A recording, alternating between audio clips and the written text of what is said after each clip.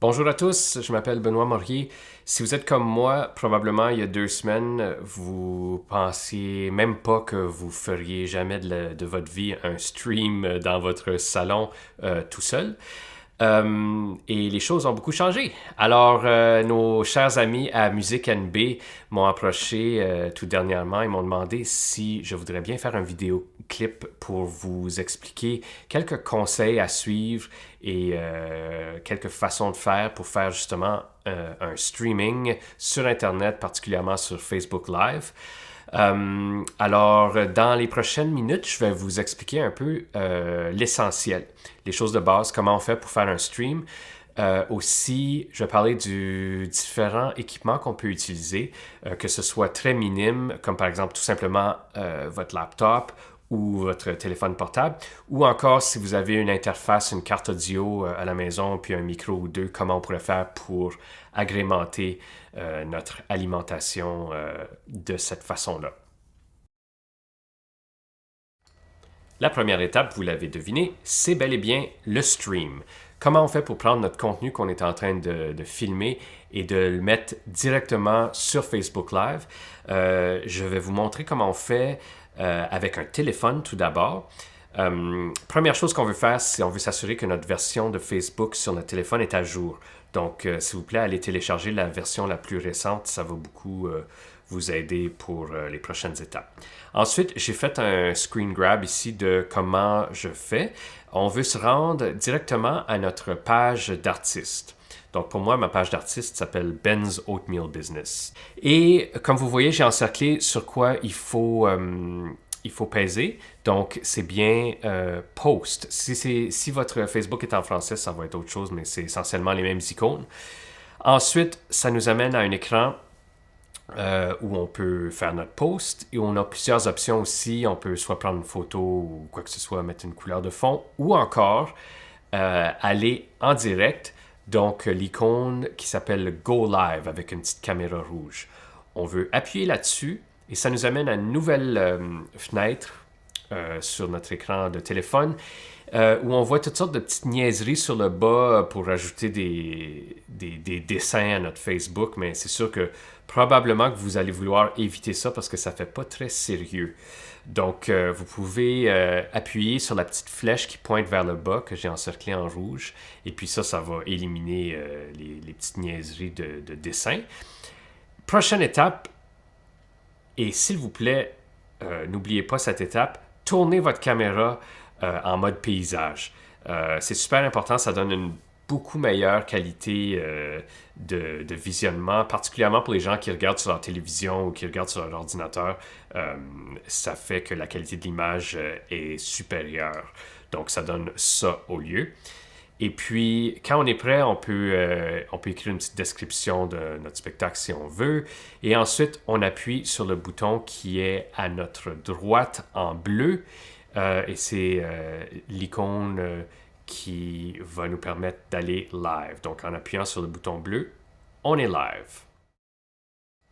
Une question qu'on m'a souvent posée ces derniers temps, c'est si je prends mon téléphone pour faire un Facebook Live, est-ce que je devrais utiliser la caméra du dos ou la caméra du devant de mon téléphone, aussi connue comme la caméra de selfie? La réponse, c'est utilisez toujours de préférence la caméra sur le dos de votre téléphone. La raison pour ça, c'est que c'est une caméra qui est de qualité supérieure sur la majorité, si pas sur tous les téléphones, que la caméra de selfie de nos téléphones. Un argument pour utiliser la caméra de selfie, c'est que ouais, mais je veux être capable de voir les commentaires que les gens me laissent pendant que je suis en train de faire mon vidéo. Et ma réponse à ça, c'est à ce moment-là, si vous avez un deuxième appareil, comme par exemple un laptop ou une tablette, ou même le téléphone de la personne avec qui vous êtes confiné, utilisez ça plutôt pour regarder les commentaires, parce que c'est vrai que c'est le fun de pouvoir interagir avec notre public pendant le spectacle, puis voir un peu qu'il y a du monde qui nous écoute, puis tout ça. Mais c'est mieux de le faire avec un deuxième appareil, puis de vraiment prioriser la caméra sur le dos du téléphone pour faire votre diffusion. Maintenant qu'on a maîtrisé comment on fait pour faire un live avec un téléphone, je vais vous expliquer comment on ferait pour faire la même chose, mais cette fois-ci avec un ordinateur portable. C'est pas très compliqué. Il suffit tout simplement de se rendre à notre page Facebook, notre page d'artiste. Donc, dans mon cas, encore une fois, c'est Ben's Oatmeal Business. Puis là, on va cliquer sur l'icône Live. Et finalement, on finit un jour par arriver à une page qui va nous dire comment faire un Facebook Live. Donc là, dans la section Get Started ici, par défaut, ça dit Use Stream Keys.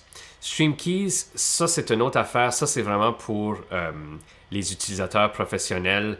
On ne va pas trop en parler cette fois-ci parce qu'on va parler plutôt de comment faire avec notre équipement de base. Donc, on va aller plutôt vers l'option caméra.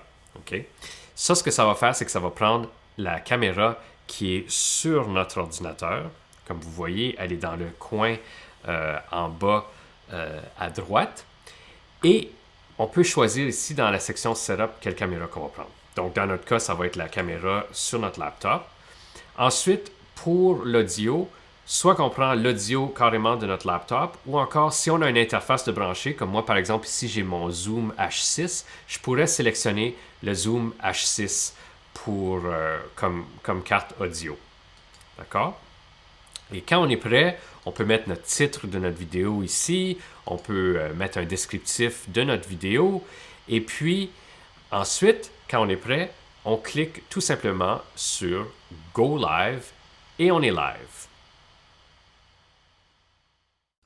Maintenant qu'on a passé à travers des étapes pour mettre notre stream sur Facebook, je vais vous parler un petit peu du positionnement et puis vous donner quelques trucs pour avoir une meilleure qualité sonore.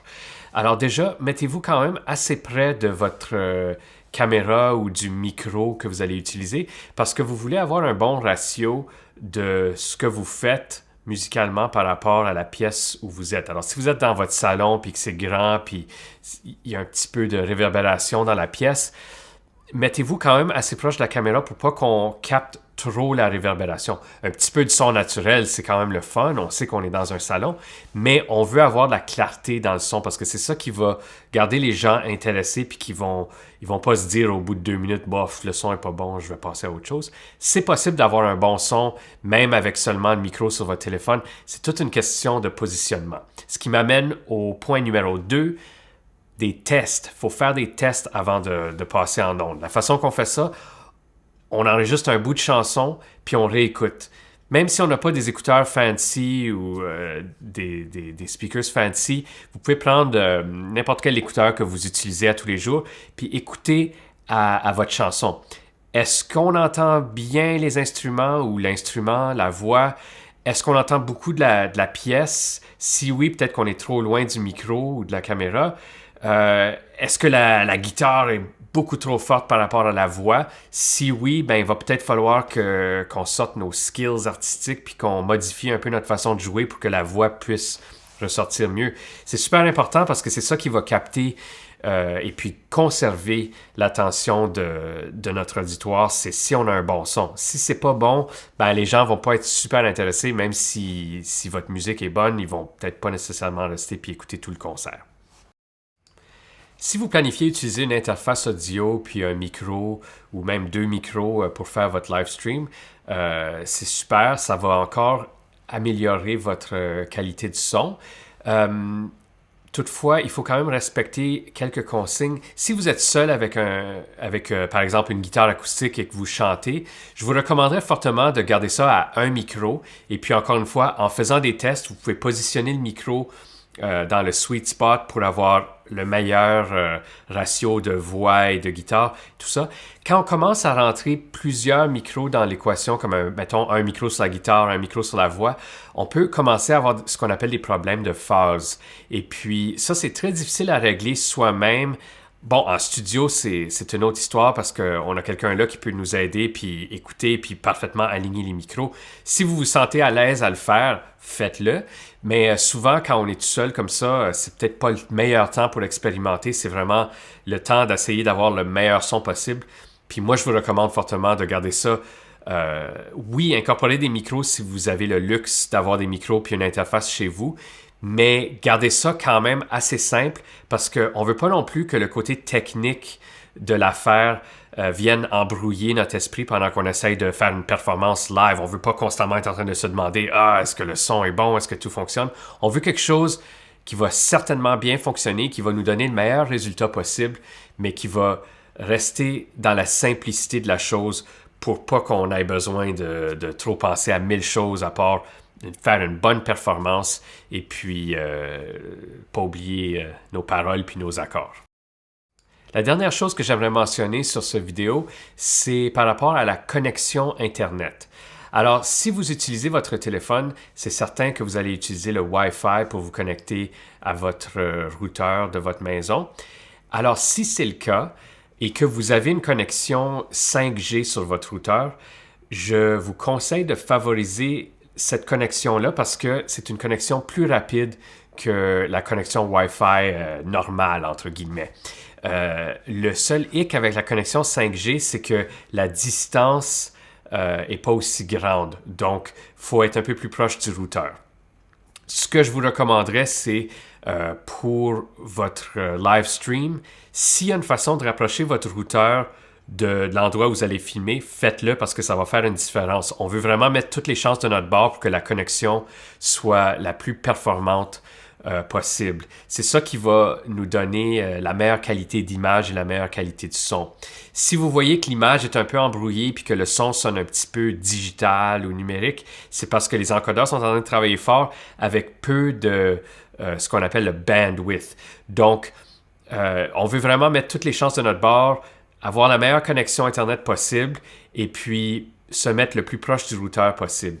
Si on utilise un laptop et que vous avez la possibilité de vous brancher avec un fil Ethernet sur votre ordinateur, faites-le parce que ça aussi, ça va vous donner encore plus de vitesse que votre Wi-Fi. L'idée ici, c'est vraiment d'avoir la vitesse la plus vite possible pendant qu'on fait notre live stream. Un autre facteur qui peut contribuer à notre vitesse de live stream, c'est si on est plusieurs dans la famille qui partagent le même réseau Internet puis que les enfants sont en train de streamer des films sur Netflix pendant que nous, on essaie de faire notre live stream. Demandez-leur de ne pas le faire pendant votre live stream parce que ça aussi, ça va manger du bandwidth que vous voulez conserver idéalement le plus possible. Alors voilà ce qui fait le tour un peu des méthodes de base pour faire un bon live stream sur Facebook. J'espère que ça a pu vous aider un peu. Si vous avez des questions, n'hésitez pas à m'envoyer un message et puis je vais faire de mon mieux pour vous répondre. Peut-être que vous avez des questions spécifiques par rapport à votre interface et comment la faire fonctionner dans Facebook. Donc, je peux peut-être essayer de vous donner un coup de main avec ça. Je vous souhaite bonne chance et au plaisir de vous voir live sur Facebook.